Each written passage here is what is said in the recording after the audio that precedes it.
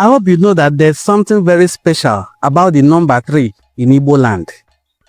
For instance, when we are coronating a king, he will be called 3 times. The first time, he will not respond. Whatever title they are giving to him, they will call him 3 times. The first time, he will not respond. The second time, he will not respond. But the third time, he will respond.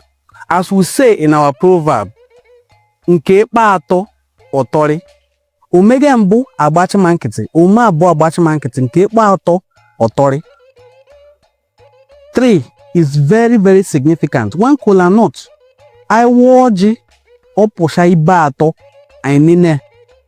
Ibe atọ nyoji na iba, kikwa akpụa na asụsụ iwe abụ ọjị Ikenga.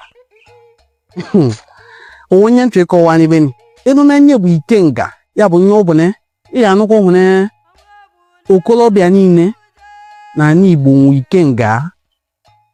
Ikenga bụ nye kwụrụ n'ekwurusie ike, is like a tripod in English.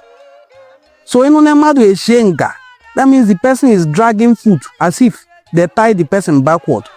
Ka ọbụna mmadụ gwuye nga, enu na mmadụ bụ egwuye nga naanị. Asụ wenu eni na ọ bụ egwuye nga, that means the person has stayed put. Ya bụ asụsụ Igbo, the deep. What's the matter with Yenga? That means the person wants to stay put.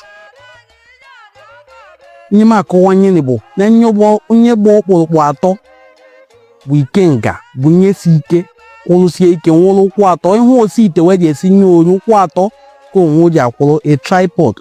So the number 3 is very, very remarkable and should be respected in Igbo land.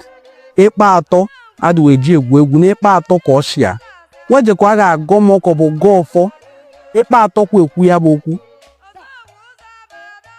It is believed that 3 is very, very significant.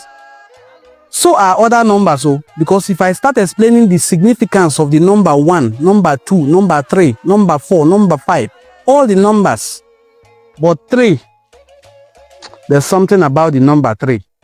Tell me your experience of the meaning of the number 3. Drop it in the comment section. I'll be waiting to read your comments. What do you think the number 3 signifies? You don't know? Or do you know? If you do know, kindly share your knowledge with us. We would like to learn. What is the significance of the number 3? I have just mentioned a few of what the number 3 signifies. Yakwa akpọ Ikenga n'asụsụ Igbo. Wes ne mmadụ bụ onye gwuye nga. Na-egwuye m nga n'ebe ni. That means the person has mounted a 3-fold cord that cannot be broken, and it will be difficult to pull that person away from that very location.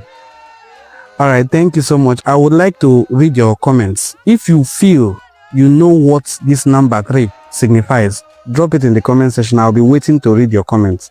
Daalụ Chukwu ya gọzie unu. Kunu si eso enu ani cultural forum. Daalụ.